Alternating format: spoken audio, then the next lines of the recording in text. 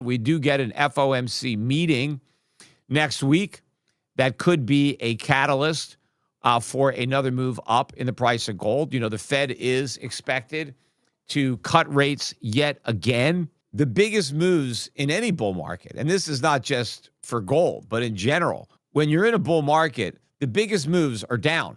Just like in a bear market, the biggest moves are up.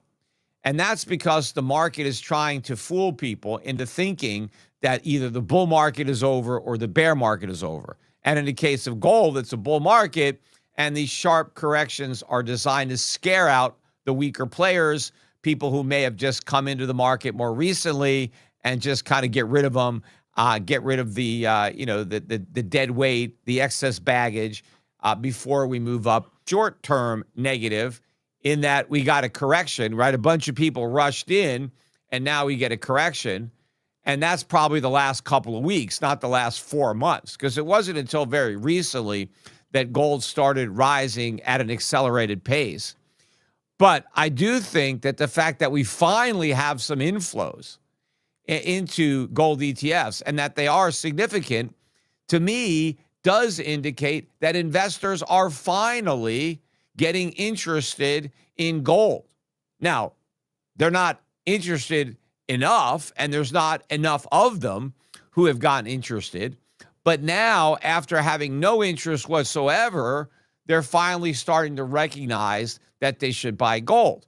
And I think that that is a good sign, because I don't think that the money that came into ETFs in the last few months is done.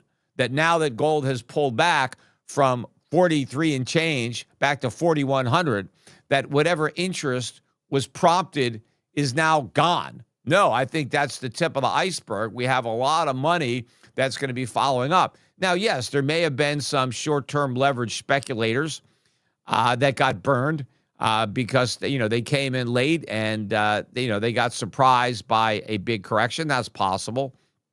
But all of this is normal in a bull market. And as I've been pointing out, the biggest moves in any bull market, and this is not just for gold, but in general, when you're in a bull market, the biggest moves are down. Just like in a bear market, the biggest moves are up. And that's because the market is trying to fool people into thinking that either the bull market is over or the bear market is over. And in the case of gold, it's a bull market, and these sharp corrections are designed to scare out the weaker players, people who may have just come into the market more recently, and just kind of get rid of them, get rid of the dead weight, the excess baggage before we move up to new highs.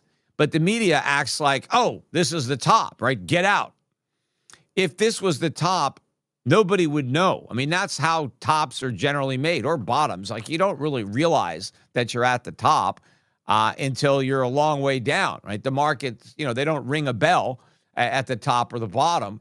And so you don't get this big drop that says, aha, the gold bull market is over. No, these big drops like that are a sign that the bull market is alive and well. It just has this correction. And of course, the market was getting overbought. Of course, not overowned. Overbought is a technical term because very few investors own gold.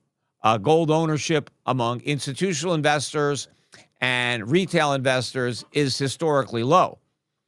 That's why a lot more money is going to come in. But again, what's also very significant is that the central bank buying is not even close to ending.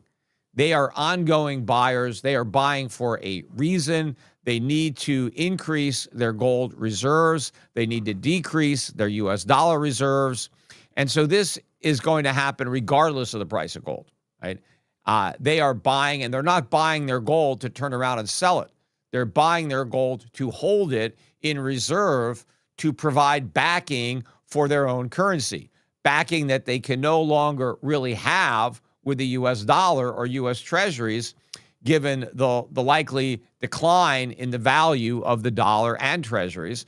And so they are divesting. And so this is going to continue, but the investor interest, I think, is going to continue to pick up in gold and silver. So I don't think the highs that were established last week and earlier this week. Those are not the highs. Those are just a temporary high. I would be surprised if we didn't take those highs out before the end of the year. We could easily move quite a bit higher than those highs. We're not getting a lot of economic news because of the government shutdown. We do get an FOMC meeting next week that could be a catalyst for another move up in the price of gold. The Fed is expected to cut rates yet again. And that is despite the news that we got today. We finally got some government economic data. I guess they forced them to do this even though we're in a shutdown. They released earlier this morning the CPI numbers for September. And consumer prices rose 0.3 on the month, which was a bit below the consensus of 0.4. But the more significant number is that year over year, CPI is up 3%. Now, that's 0.1% hotter than the prior month, slightly below the 3.1% that analysts had expected. But what's more significant is the sequential number going up. So we were at 2.9. We didn't go down from 2.9. We went up to 3. Now, remember, the Fed claims that its target is 2. So if your target is 2, and in the last month, you moved up from 2.9 to 3, so you're 50% above target and you're headed in the wrong direction, what would you expect the Fed's next move to be?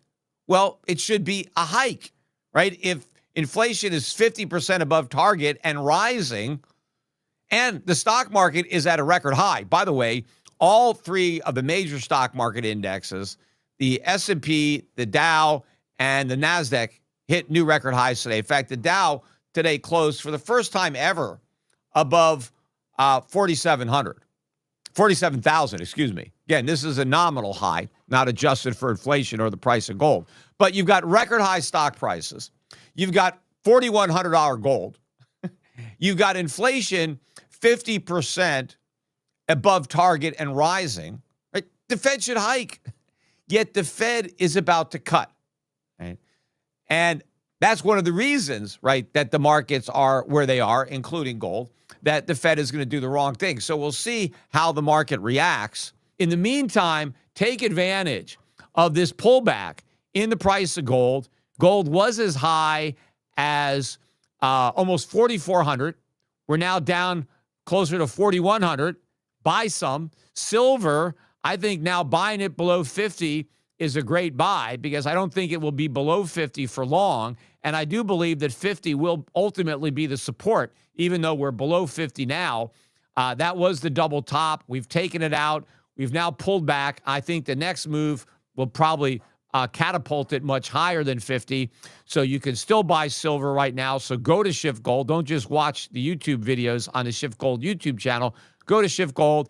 And more importantly, take advantage of a 15% correction in gold and silver stocks. Gold is looking great with a $4,000 floor. These miners are going to be literally printing money. The reaction to the Newmont news today, I think, is just a buying opportunity in Newmont, in the rest of the sector. When people are afraid and they're, selling their stocks, that's the time to add to your positions, buying more. If you didn't have a big enough position, if you were worried that you missed it, right, you were watching these mining stocks really run and you were regretting the fact that you didn't put more money in, well, don't regret it now. You can put the money in. The market has given you an opportunity. Don't squander it. And I think the most significant aspect of the gold correction is that we didn't correct from 4,000. We corrected to 4,000, meaning that the correction started well above 4,000. It's not like we ran into resistance at 4,000, which is what a lot of people would expect at a big round number like that. I mean, typically, psychologically, you get resistance. We had it at $2,000 gold. We had it at $3,000 gold, though not quite as much as we had at 2,000. But a lot of people would have expected that 4,000 to be some type of resistance that, could cause a pullback, and it may take a little while for the market to muscle through